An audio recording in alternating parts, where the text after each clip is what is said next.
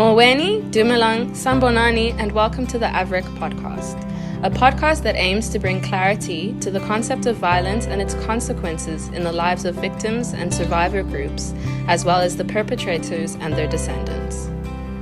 In this episode, Rabia Omar speaks about her research on the slave ship São José that she expanded and developed upon through the AVReQ reading group sessions. This paper was also recently presented at the South African Visual Arts Historians Conference at DUT. Rabia is a researcher and curator working towards an MA in Visual Studies from this university and linked to our center, the Center for the Study of the Afterlife of Violence and the Reparative Quest, for short, AVReQ. And so it is such a joy to have you to come and speak today on your work. Rabia's master's is in collaboration with Exeter University, a very special program there, an international program called Imagining Futures of Unarchived Past. Her MA research reports, from which she drew on this work today, was titled Unshackled History, the wreck of the slave ship São José, 1794.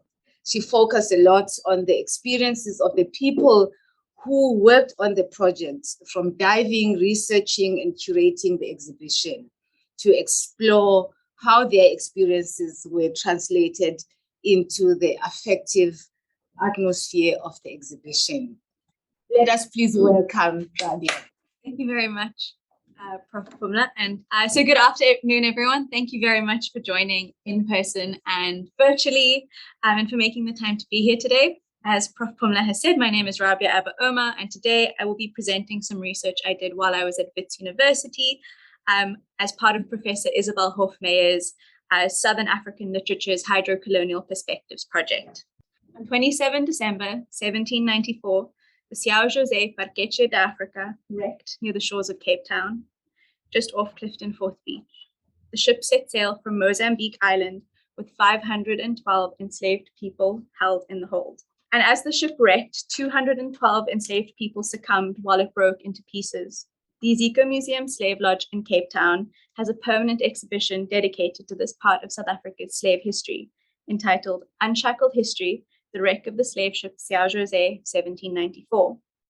My paper today looks at the ghostly echoes of the concreted objects found on the São José wreck site. A hard space in two senses, a place where hundreds of enslaved people died, and also a rough and tumultuous underwater environment. It uses concretions to explore how we can begin to consider human and more than human assemblages of history that lie below the waterline, and how we can use these to understand hard and violent histories and their legacies. I will explore the concreted shackles specifically in this paper, and those are found on the wreck site. And I argue that these human and more than human assemblages can also be read as assemblages of life and death, which are made up of artifactual and ecofactual matter in one form. Now, I'll start by sketching out the journey of the slave ship São José from its departure in Lisbon to its discovery in Cape Town. On 27 April 1794, the São José Paquete d'Africa set sail from Lisbon to Portugal to Mozambique Island, just north of Mozambique, where it would take on board cargo. Enslaved Africans headed to the plantations of Maranhão in Brazil. When the São José left the shores of Mozambique Island, 512 enslaved people were confined in the ship's hold. On its way to Maranhão, the ship was meant to make a routine stop in Cape Town, a refreshment station for ships traveling across the Atlantic Ocean. On the evening of 17 December 1794, 8 months after leaving Portugal, the São José Paquete d'Africa was caught in the storms and swells just off the coast of Cape Town. Strong southeasterly winds and rough seas meant that the ship could not anchor safely, and the ship hugged the coast throughout the night. And in the early hours of the morning, the crew realized the ship had failed to anchor properly. And after a second failed attempt at anchoring, the crew also realized that the stern of the São José had struck a rock, beginning to take on water, and later it became wedged between two reefs. A third attempt to anchor was made to get the ship away from these rocks and reefs, but the rope of the ship's windlass snapped, and realizing how close they were to the shore, the captain and the crew set about to rescue everyone on board. Using a small boat, a raft, and a basket attached to a rope which was attached to shore, the captain and crew made it to shore safely, as did 300 of the enslaved people on board the ship.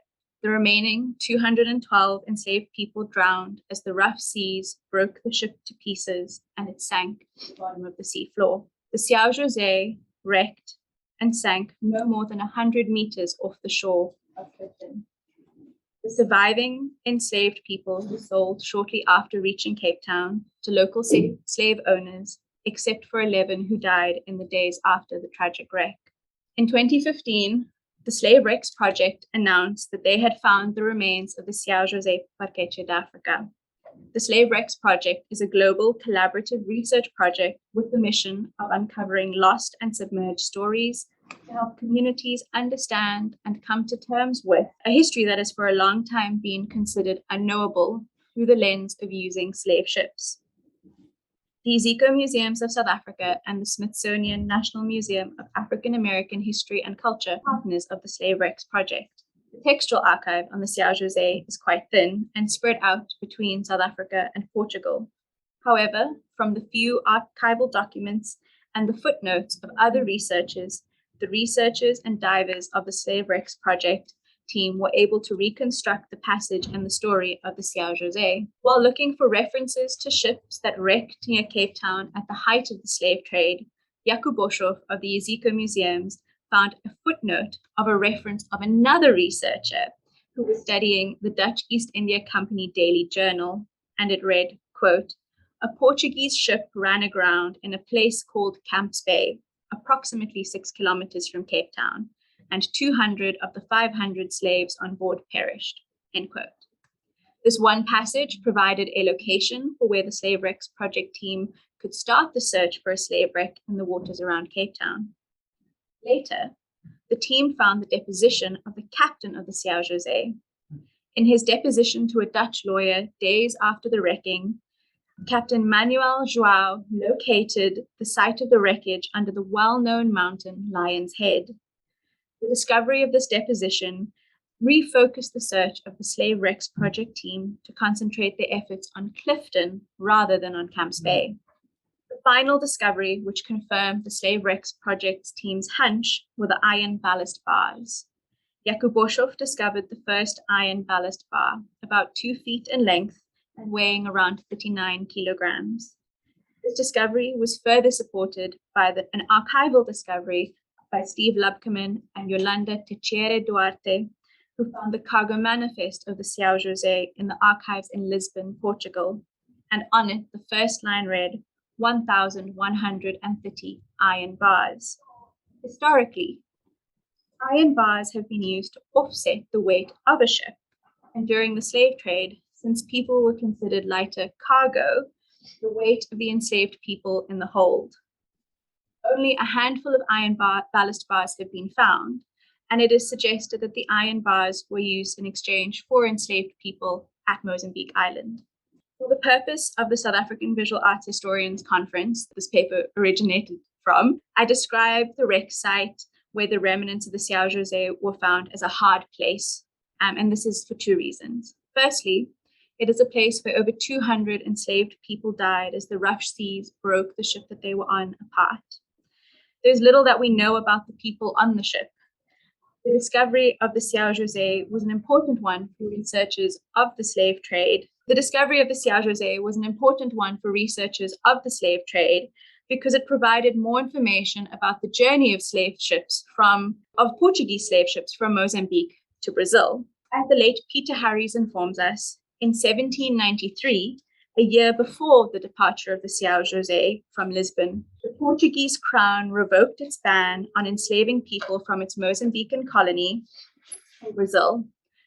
A reason for this change of heart was because of the high demand for labor needed on plantations in Brazil and the desire to keep as much taxable income from the slave trade for the Portuguese. The first documented successful voyage of a Portuguese slave ship from Mozambique to Brazil was in 1795, and this ship would have sailed the exact same route as the São José had attempted just 1 year prior.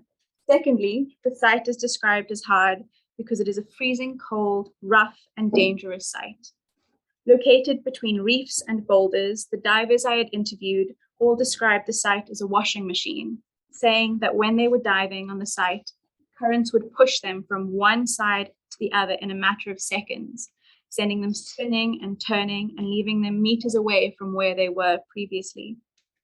The video footage that I'm showing throughout this presentation is from the Unshackled History exhibition and was purposefully filmed on a calm day so that the audience of the footage of the underwater could see this underwater scene, but could actually see things. In Regarding Muslims from Slavery to Post-Apartheid, Khabeba Badaroon writes that, quote, both the Atlantic and Indian Oceans are oceans of middle passage, but also of cosmology, memory, and desire traced in the movement, language, and culture of enslaved and dominated people, end quote.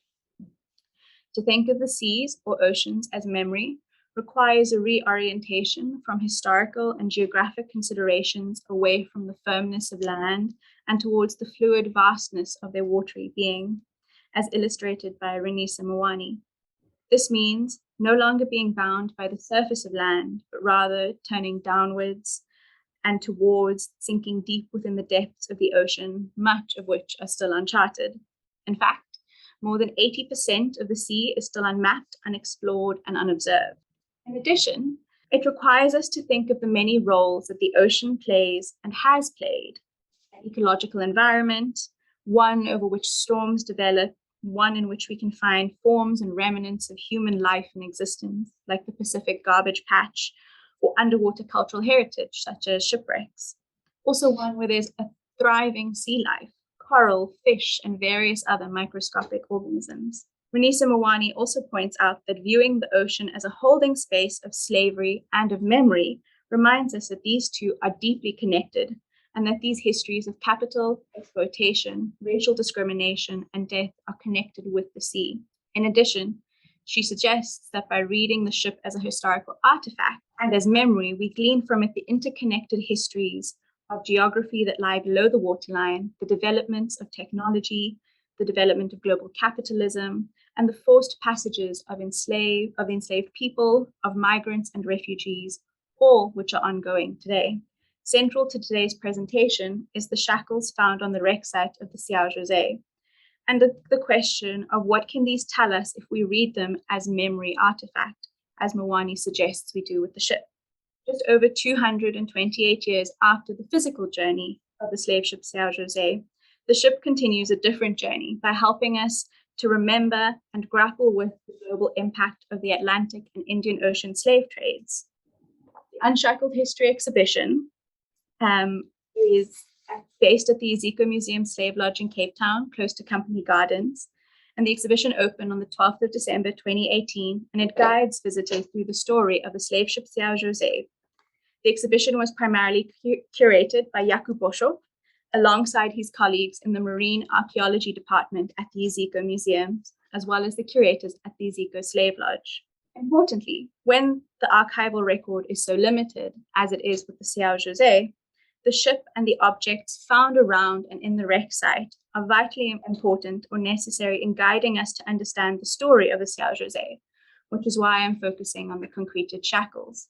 So far, there's only been one piece of archival documentation about an enslaved person on the São José, an unnamed man who was kept in the gallows by the Sheikh of Moganikal in order to repay the debts of one Joaquim de Arenara e Oliveira, and who was sold to Captain Manuel João and put on board the São José. We only know about him because Joaquim de Arenara e Oliveira wanted compensation for him, and this is the difficult history that we have to contend with.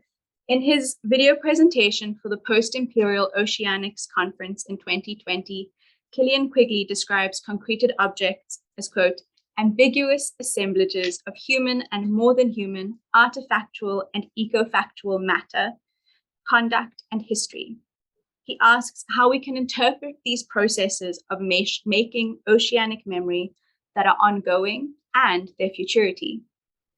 Commonly mistaken for fossils, Concretions are geological structures made as sediment and species and other organisms form inside the gaps within rocks and underwater objects.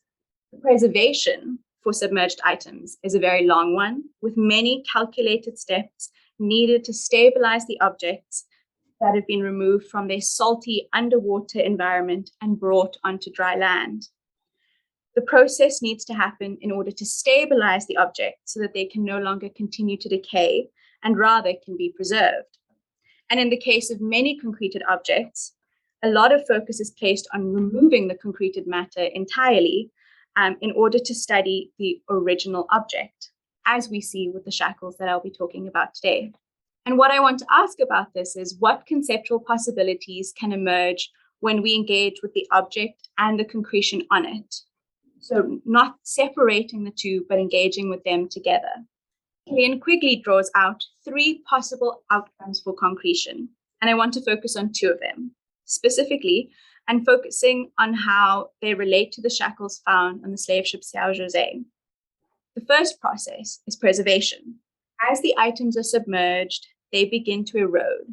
And as the process of erosion takes place with iron, for example, the iron bonds with other materials in the salty water, which creates a barrier around the object, thus encrusting the object in a boundary between it and the salty water of the ocean. This process then creates a type of in situ preservation and preserves the encrusted object. The second process I want to highlight from Quigley's presentation is obfuscation, which he describes as, quote, making giant blobs, mysterious and unrecognizable lumps, thick, formless mass, end quote. These are the objects that are not easily recognizable on the sea floor due to the processes of erosion and the mixing of matter such as algae, spongy organisms, or bryozoans, which are aquatic invertebrates. One of the items found on the wreck site of the São José were blobs, which at first glance looked like rocks. But the marine archaeology team knew that they weren't just rocks. The process of obfuscation had rendered the shackles an unrecognizable blob until they were X-rayed. And as described on the Ezekiel Museum's website, the concreted shackles were, quote, very difficult to recognize to the untrained eye, end quote. The iron of the shackles had corroded, and the iron had chemically bonded with sea sand, shells, and organisms on the seabed. And as more and more of the iron corroded, the thicker the layer of concretion around the shackles became. And this layer preserved an outline of the shackles, but in many parts, the actual shackles themselves have corroded completely. Once the shackles were on land, the process of preserving them began. And central to this was strengthening the remaining iron of the shackles to remove whatever concreted matter was around them and had helped preserve them for over 220 years underwater. First, the shackles were treated in a salt bath to slow the corrosive process. This process required a series of saltwater baths that were also used to remove chlorides that were on the outermost layers of the concretion. Throughout the process of electrolysis, the concreted matter was then slowly removed off the remaining form, and the remaining iron of the shackles was strengthened. Lastly, removing the last remaining concreted matter was done by use of an X-ray. And now I'm just going to backtrack for a little, and I want to pause and look at the X-ray of the shackle. Before being brought onto land, the shackles were preserved and obscured by the concreted matter, and the shackles only became visible once the concreted mass was X-rayed. These X-rays showed the remains of the shackle. The metal had, in some places, completely corroded, but there were spaces which contained the shackles. The darker parts are the gaps, and the lighter parts are where there is remaining metal. And here we can see very clearly a ghostly form of the shackles, the ghostly form of an object that was used within the slave trade. And thinking through this, I'm briefly reminded of the words of AVReQ, which is, to study social life, one must confront the ghostly aspects of it. And when looking at the X-rays, I see this ghostly aspect. It's not the actual object of slavery, it's not the actual shackles that we use to enslave people, but those enslaved on the São José And from this, we can see the shadows of the slave trade hovering before us. And how does looking at these shackles allow us to understand global histories of enslavement? Or how can we use these ghostly shackles to think through the violence of slavery that haunts us in the present day? These concreted forms of the shackles became echoes of what they were centuries ago. They are not the actual shackles, but the concretion is made of them. It enveloped them and it obscured them. These concretized items are echoes left as markers of history, the technological developments and the history of slavery. They serve as part of a ghostly archive, which are the legacies and the traces of the slave trade that are around us, or in this case, sitting on the sea floor 100 meters away from Clifton Fourth Beach. Furthermore, their amphibious entanglements, objects that started out on land, were later submerged and eroded on the seafloor and then became an amphibious mix of land and sea. In some cases, concreted matter is studied and valued for its contributions, and this can be seen in the work of Neil Luntman and Susan Kolflack, who look at the anatomy of concreted matter. Concretions can contain fossils, which are helpful in paleobiological studies, and the fossils in concretions can tell us what types of organisms lived in different waters and in different water columns. Gilles Deleuze and Félix Guattari write on assemblages as existence of heterogeneous elements without reducing them to totalitizing them, but allowing us to think of them as both and not either or. And that is what's inspired my thinking of exploring concreted shackles as assemblages of life and death in one form. Assemblages have elemental parts, so human, social, or mechanical elements, for example, and by including environmental and non-human, we can view these shackles as assemblages of life and death. But what do I mean by life and death? So on one hand, the concreted matter is made up of organisms that lived, sea organisms, many of which have died or become trapped within the growing, encrusting layers of the concreted matter. In the case of the shackles, the ghostly echoes left represent the violence and the horrors of the slave trade, yet the actual objects used to enforce and enslave have naturally corroded into the sea, and thus they are also chemically holding the history of slavery. This is also gestured to by Christina Sharp in her book In the Wake, where she writes about residence time. Residence time is the amount of time a substance takes to enter and leave the ocean. And Sharp considers this in relation to African people who jumped or were thrown overboard ships in the Middle Passage and the traces of them that are still around today, left in the wake of the ship and mixed with the ocean. She writes that the residence time of sodium, a component of human blood, is 260 million years old. And with this in mind, and in thinking about the history of the São José and the 212 enslaved people that drowned in the wrecking, it is therefore possible to think of the drowned as still existing, elementally at least, over 228 years of the wrecking of the São José, and also chemically as part of the ocean. The objects of slavery, in this case the shackle and the people bound into slavery, intermingle with the sea, and the concretion then becomes a tangible representation of those forgotten, what it's preserved, and the existing life within the ocean, which is why I describe it as an assemblage of life and death. In conclusion, today, my presentation has sketched out the history of the slave ship São José, and central to this is thinking about the multiple transnational and transoceanic entanglements that make up its continuing history and the knowledge and memory we have on slavery. The concreted shackles are ecofactual, objects that are biological and not fully made or not primarily made or indicative of human life, and artifactual objects that are indicative of human life, human interests, and human culture. They become forms of life, oceanic life, the organisms that I've mentioned, as well as forms of human death and terror. Lastly, the concreted shackles help us to reconstruct the past on a story where there is a very limited archival knowledge of it. And by studying the concreted matter, which I hope can happen, we can glean more about the oceanic environment which preserved and almost rendered the shackles invisible. And thus, I propose reading them as one total form rather than separates. Thank you very much. Thank you so much for this inspiring presentation. I take advantage of my position, of course, as chair, and we have to kick off with asking the first question. The first is not a question, it's more a comment. What's so striking about this is there's been so much written about the transatlantic slave trade. And often it's a reference to slavery in the United States, very much North American, very little on the passaging via the southern part of our oceans.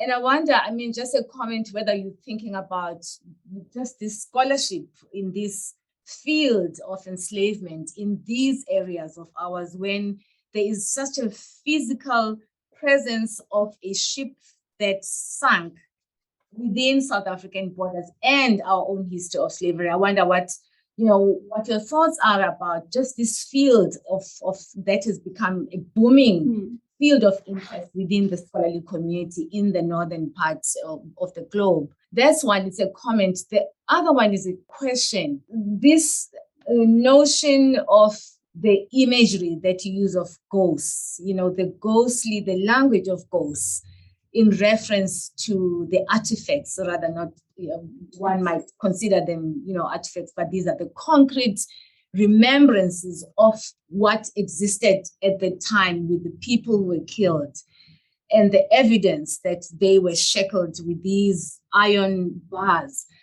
I'm wondering about the language. I know that it's kind of, it's acceptable to refer to ghostly, to the language of ghosts, but I wonder whether the language helps us to forget, by insisting on referencing these, what was left as ghosts or as aspects of ghosts. I would like to challenge you and us as well, because, we draw on this language quite a lot. But doesn't this language reinforce the forgetting or the tendency to forget, rather than to think of it as something that lives at the bottom of the ocean and is present, in fact, sometimes often within our own bodies in ways that we are not always aware of? Does the ghostly language bring us back to recognition of the actual presence of these people who were brought, not only the 212, but many others? Albie, yes? The event was actually at 34 3rd Beach. Clifton and the San Jose sank between 2nd and 3rd. It was exceptionally memorable for a whole variety of reasons. The Smithsonian African American Museum, which I would say is the greatest museum on earth today, in terms of the evocation, the storytelling, and so on, were very involved in the project. And the head then of the Smithsonian, of the African American Museum, Lonnie Bunch, he arranged for people to go to the Mozambique island. It's a very beautiful island of a sort of Luso, Indian, African culture. Pretty. And they brought some sand. And the idea was the sand would be brought to help bury Mozambican sand, provide a kind of burial earth for the 215 people who died. The diver, the scuba diver, was African American. And it was like startling. Scuba divers are white in South Africa. And here was this black man of African origin, togged out. It was a wonderful disruption for all of us. We had people from the Mozambican embassy there, and a youngish woman, the third secretary from the Brazilian embassy. And we had the poet, Therese, I think her name is. Diana Ferris. Diana, yes. And multiple layers of intervention a kind of transatlantic trade in, beautiful trade in ideas. Portugal wasn't itself represented, but Mozambique, Brazil, African American, North America, and right at the end, the woman from Brazil, in our house, people come there, they take off their shoes. And she was barefoot, and she sang a song that's sung in Brazil on a certain day every year to honor the people who came from Africa. And a very soft voice. It came from nowhere. It was just like all these accretions, if you like, of human memory. The story didn't end there.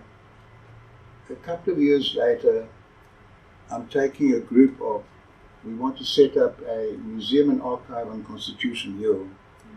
And we want to look at North American museums and meet museum people. The highlight by far was the day at the Smithsonian African American. They treated us kind of beautifully and spent hours. Lonnie Bunch himself was there. And at one stage, they said, you must come upstairs. So the basement, the lowest level of the African American Museum, the darker part, the underground part, the submerged part, deals with the transatlantic slave trade. And in physical terms, in projection terms, material terms, there's a piece of timber from the São José that is like the pivot of the whole extraordinary exhibition. It's that one fragment, that physical fragment of the people who were, can you imagine, 500 people in a little ship, shackles. No, it's just beyond comprehension, you know. There's that one piece of timber, and what's so striking about the African American Museum is it's not a museum of rage, it's not a museum of denunciation. These museums are needed. It's a museum of affirmation. It's a museum of adaptation. It's a museum of survival. It's a museum of resilience. It's a museum of creativity. And you brought into that realm, it's darker, and the sense of the ocean, the sea is there. And there's that little piece. To some extent, it's a little bit of an answer to the ghost part, because it's living now, because people come there, and people bring their children, their grandchildren. I feel a little shocked at our, it's called the Slave Museum. I didn't want to take my child there. It shows pain and castigation and humiliation. And I would not have hesitated to take him to the African American Museum, because you brought into that age, into that period, and you made aware of the beautiful, thoughtful, sensitive curation of pain, of almost unimaginable horror. There's a strength, a mental and imaginative strength in being able to do that, and not just to cry rage, but to contain, if you like, rage and transmute it into affirmation and history and storytelling. You have to queue, you have to book to get into that museum. It's the only museum in the world I know of. Occasionally art galleries have a big Picasso something you have to book. But museums you don't book for, you have to book to get in there. The last point I want to make that came through very, very strongly, and I think that also corresponds to the ghost. The 300 people who survived and were sold into slavery. And I think it was Diana who mentioned that they became part of what's called the colored community of Cape Town, the working class. And they were called the Mozambicans. Now that's a wonderful piece of research that I feel, you know, it's the opposite of accretion. It's a kind of osmotic involvement of people who would be speaking African languages in Mozambique. They're now forcibly, like slaves always were, deprived of the use of their language, their culture, and so on. But they become part of a new humanity, and humanity that's been struggling for its freedom and made huge advances, but still, the imprint of the impact of the inequalities, the injustices are still there. To conclude then, they're walking with me, all of them, upstairs. What's going on? We're all walking together, walking, and then we come to the part of, so it's the transatlantic trade, it's the period of oppression and resistance, and we see, as an example, Emmett Till. It's a famous example of somebody who was legally lynched for touching a white woman allegedly, and they explain, we don't tell the story of Emmett Till, we tell the story of his mother. His mother, who campaigned and fought for him and traveled around the United States and raised awareness. So everybody can identify with the mother. You can do something about it, rather than identifying with the victim, who died in that way. And so this is the way I see the connections between that ancient period going and actually being taken by the scientists. And I can't stand it. These things have to be in water for, I think, 9 months. We're impatient. We're talking about time. You can't bear the idea of 200 years of accretion, and it's taking you months and months and months even to get rid of that. But it's a kind of forcing you to slow down. And in that sense, respect the ocean. That's kind of valuable in itself. This gives you some idea of the multiple layers of memory, of thought. And what am I saying? I forgot to mention, and there's L.B. Sachs talking in the African American Museum, and I kind of get a shock. And that's why they're all following me. They want to see my surprise. And I remember they recorded me. And maybe this is also the other layer. And also a challenge to Cape Town.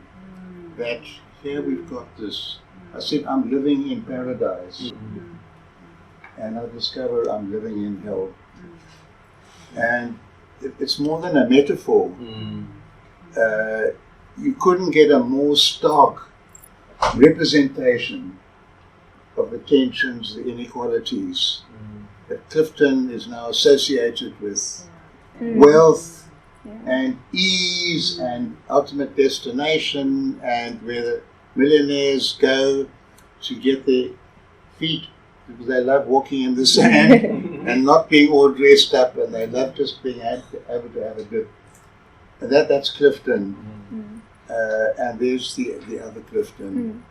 And the other Clifton being honoured in this exceptionally beautiful way, and makes you feel proud to be part of an academic, scholarly, museological community that's got the sensibility, the feeling, the thoughtfulness. And it was a wonderful moment. We had to cut down the top of a tree so that people could see the place and the space where the diver went in. And there was this community from North America, from Brazil, from Mozambique, from South Africa, joined, conjoined.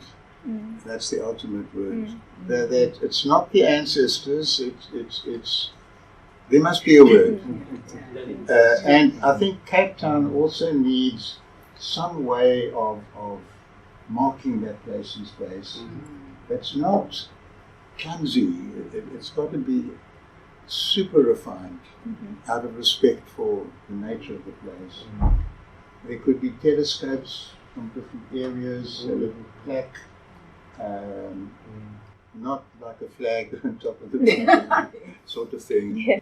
Thank you very much, LV. I think to maybe touch on what you've mentioned about that memorial service, Senor Evan Ngwashe, who is one of the leaders in Mozambique Island at that area where the fort is, he gave the SlaveReX project team a cowrie shell basket with soil from Mozambique Island with the command that they must bury it on the wreck site so that the ancestors who are there know that they've never been forgotten. And in my interviews, some really, I guess, I don't like using the word interesting, so I think it's very moving things came out. So on the day that Judge Albie is speaking about, the divers, the sea was so rough very suddenly that they couldn't go to the site that day and they had to wait for it to calm down. And some of the divers have remarked that they were wondering whether it is some kind of like ancestral movement that was shaking up the ocean in that moment, because very suddenly it became very tumultuous and then they had to go back a couple of days later to dive and deposit the soil. Prof. Pumla, your questions. So I think there has been an increase in scholarly engagement in South Africa on the slave trade and on slavery in South Africa. And I think linking it as well to the Indian Ocean world, and that has been growing. That's already existed and has been growing and becoming more prominent in recent years. And I think what's very interesting about the waters around Cape Town or around the Western Cape is they're described as ship traps. So because it's so rough, it's so tumultuous, and because of the rocks and the boulders and the reefs, they often have trapped ships. So we have records of the ships that have wrecked, but we don't have records of people who have dived or found anything on all of those wreck sites. So there's many that are still left unfound. We don't know where they are, or we know where, we have some idea where they are, but we don't know what state they're in. And it's in the process of figuring out what the slave ship São José was. So they knew that there was a wreck, and there were 3 big wrecks in that broad area of Clifton. And so slowly through the process of doing more research, they whittled down the list to the São José. And so these are all different. One was another slave ship which was carrying provisions, and then another was a ship from World War I. I think figuring out and whittling down the list or figuring out exactly what you're looking at or what the divers were looking at was very key.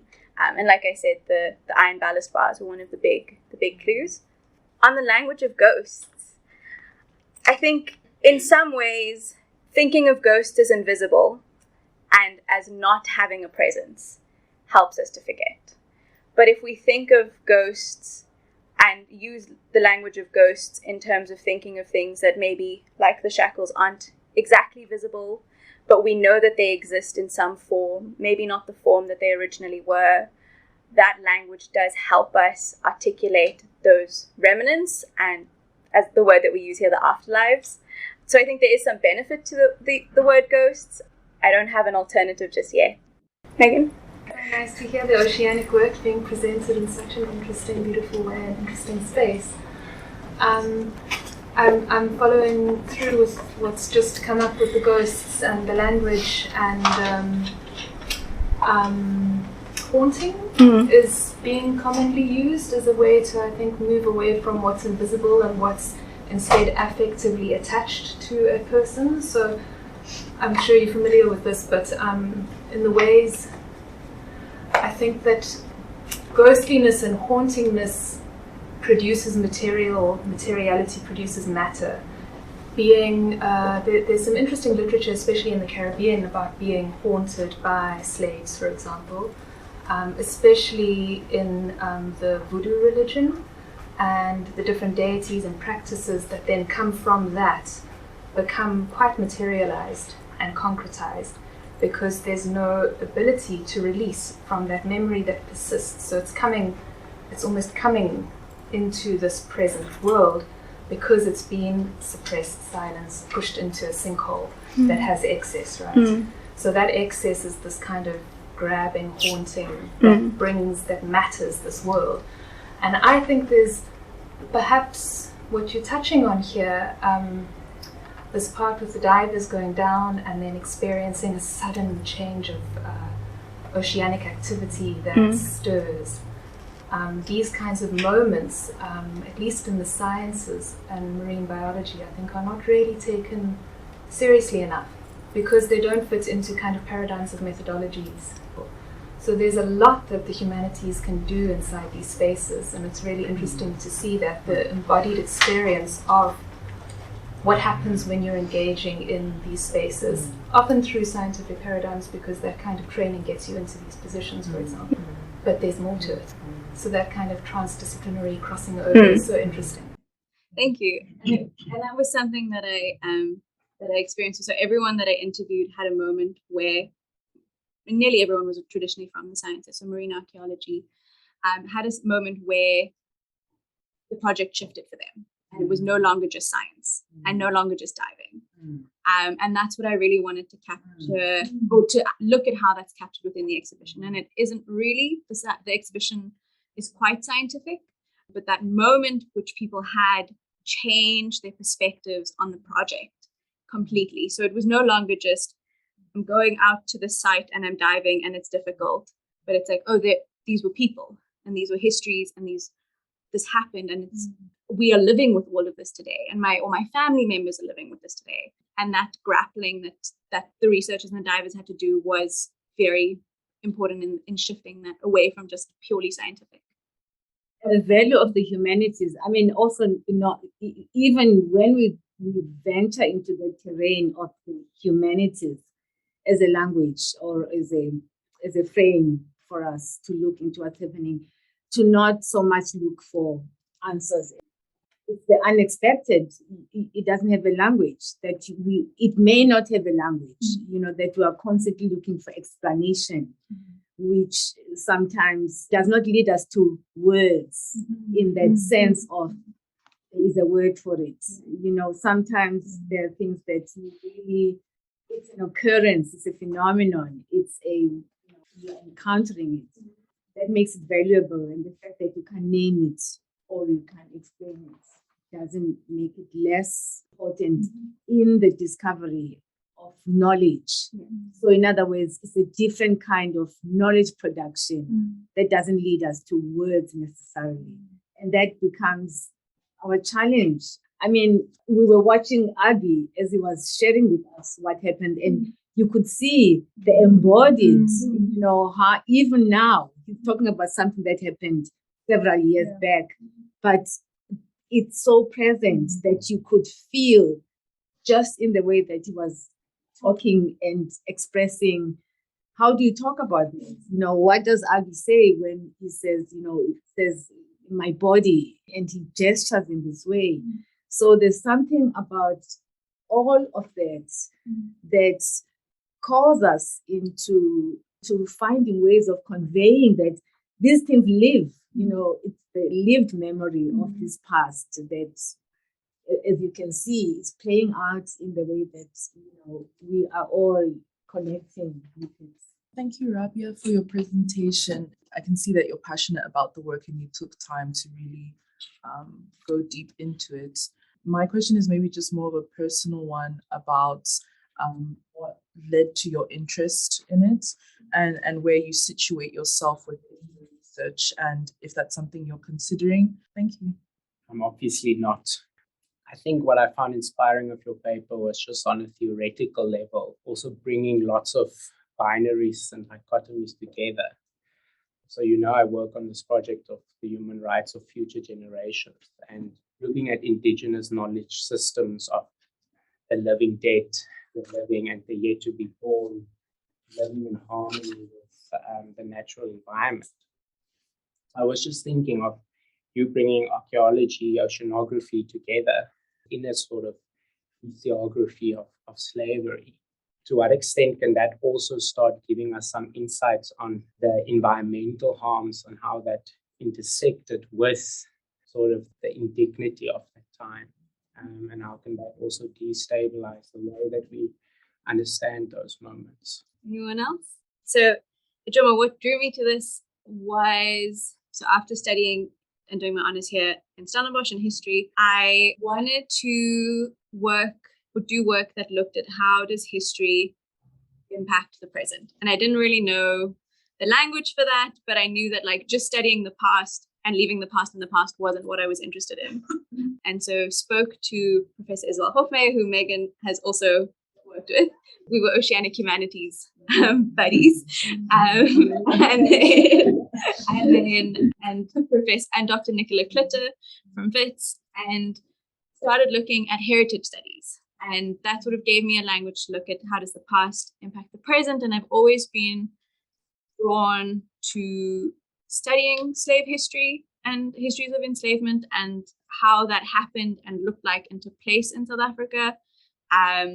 Whether that's because I'm trying to figure out my own family history or not, I have yet to figure out. But I think knowing someone else's story, which might be akin to my own family's, is helpful.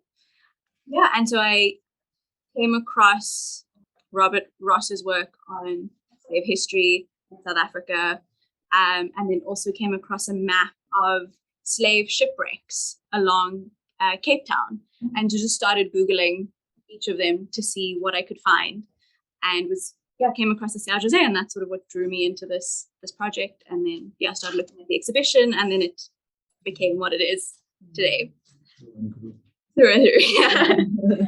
And I think there's so much benefit to interdisciplinary work and to looking across disciplines. In our reading group with Isil, we recently read Catherine McKittrick's Dear Science and Other Stories. And I think the way that she writes about the benefit of interdisciplinary study in storytelling and how we can use storytelling to help us understand parts of history or parts of people's experiences is really powerful. And so I do think that there's space for looking at environmental harm and bringing that environmental lens into this work. In terms of this project, I am really interested to know what's in the concretions, and I haven't been able to get an answer from that. And I would love if there was some kind of study or work done on the concreted matter so that we could find out what fossils are there, what sediment it is, what other types of organisms are bound together in this mass. Okay, so this is from Zahura. They want to know if the co-creation of the museum exhibition was with local people and if they participated, what their role was. So in the Iziko museums, it was not. The museum was curated primarily by Jakub Boshoff, and then with his team in the marine archaeology part of the Iziko museums, and then collaborators from the Iziko Slave Lodge as well. There are other museum exhibitions on the São José. So like Albie has said, at the African American Museum of History and Culture, and as well on Mozambique Island. And so the one on Mozambique Island is slightly different in that it does present more of the social story. I think in history it's like it would be more of a social history kind of lens than a scientific lens, which is in the Iziko museums. Or as far as I know, not curated with the people on Mozambique Island, but they did have input in what was written. Hallam? Just something briefly. I wonder if anything has been done to trace some of the family histories of the people who actually survived. And linked to this question about community involvement, wouldn't that be a wonderful way also to actually try and trace with the way people can trace these days and begin to capture some of those stories?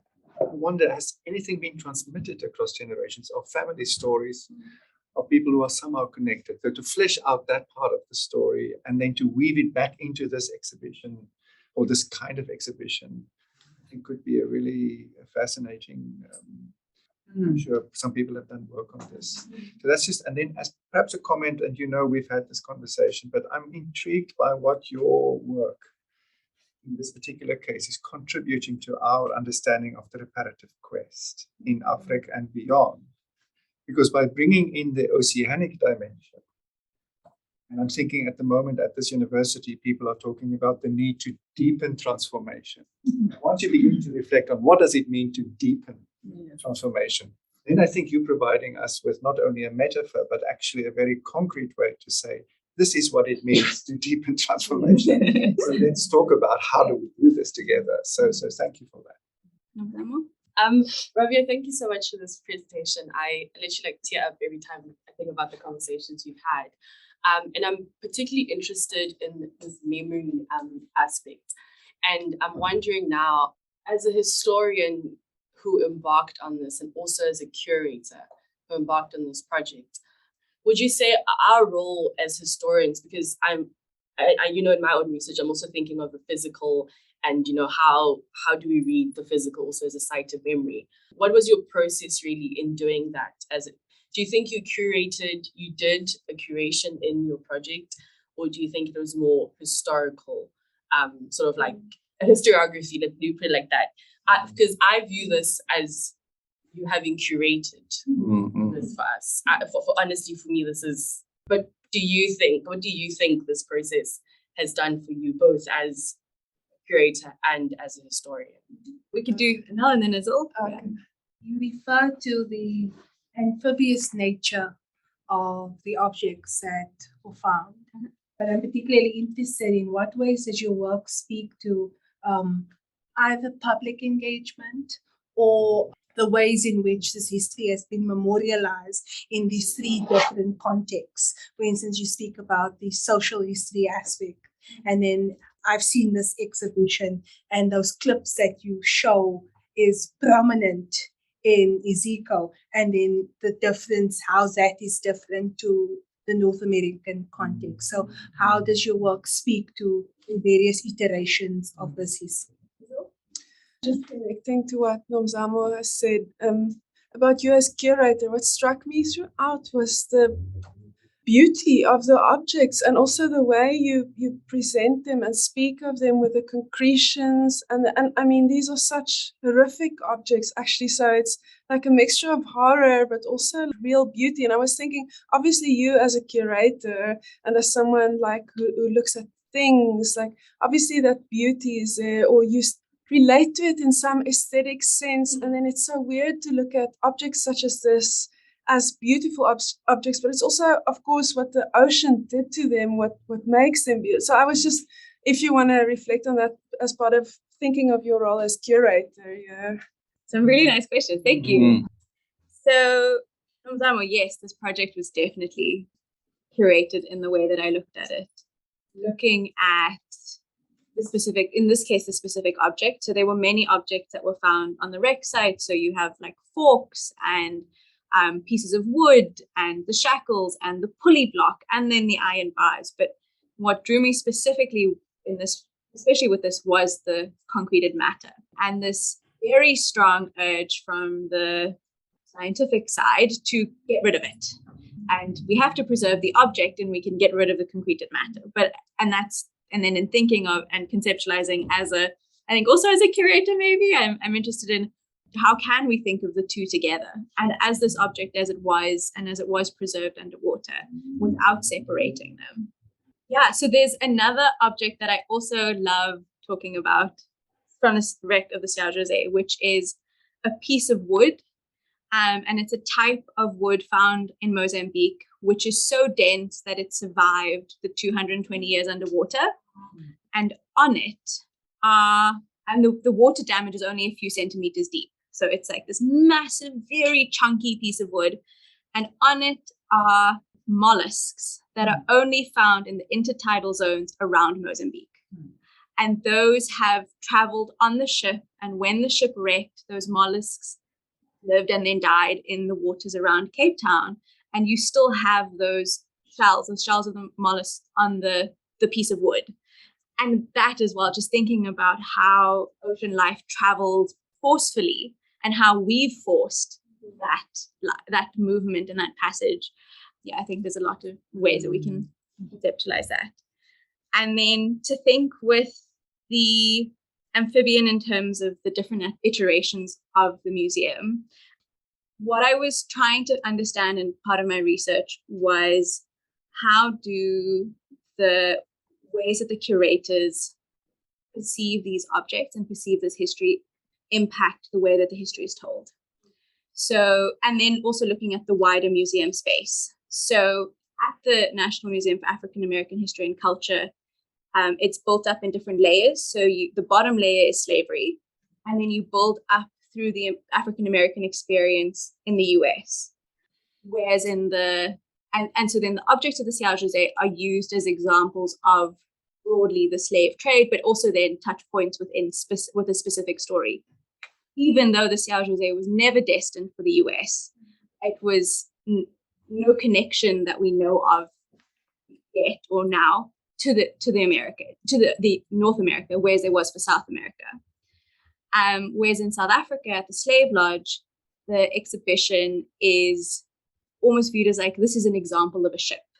So you are guided through the introductions to slavery and the slave trade, that there are many ships, the column of memory, and then you get to the story of the São José. And that's more to tell you the story of excavation, the story of preservation.